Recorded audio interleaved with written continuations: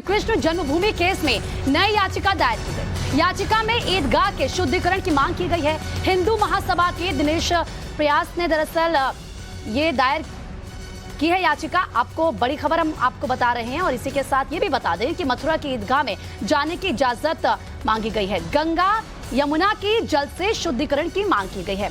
मनीष यादव भी हमारे सहयोगी ज्यादा बातचीत के लिए हमारे साथ जुड़ चुके हैं। मनीष, इसको लेकर क्या कुछ अपडेट, क्योंकि श्री कृष्ण जन्मभूमि केस में अब नई याचिका दायर हो चुकी है।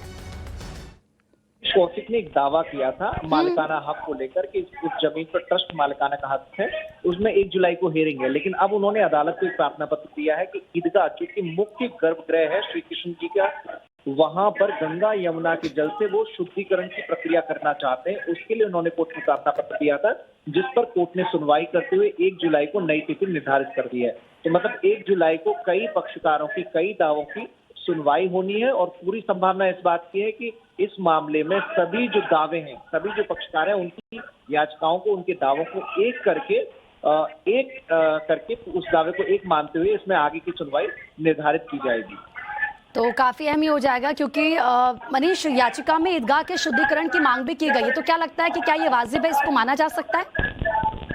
देखिए, चूंकि हाईकोर्ट ने भी निर्देश दिया है सिविल कोर्ट को कि इस मामले में तय समय में अपनी सुनवाई पूरी करके इसमें फैसला दें।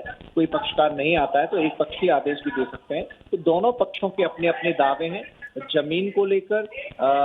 तो ऐसे में पहले मालिकाना हक डिसाइड होगा, उसके बाद प्रार्थना पत्रों पर सुनवाई होगी। एक प्रार्थना पत्र जो कि बहुत अहम है, जिसमें एएसआई सर्वे कराने की बात कही गई है, जिसमें वादी है महेंद्र प्रताप सिंह, उनके दावे पर भी 1 जुलाई को सुनवाई होनी है, उस पर बहस होगी। उनका ये कहना है कि चूंकि ज्ञानव्यापी मस्जिद की तरह यहाँ पर भी कुछ प्रतीक चिन्ह ऐसे हैं जो हिंदू मंदिरों में पाए जाते हैं, तो ऐसे में उनको कहीं नष्ट न कर दिया जाए, उन्हें क्षतिग्रस्त न कर दिया जाए। तो बहुत जरूरी है कि पहले उनकी सुरक्षा की जाए और एएसआई से सर्वे करा लिया जाए।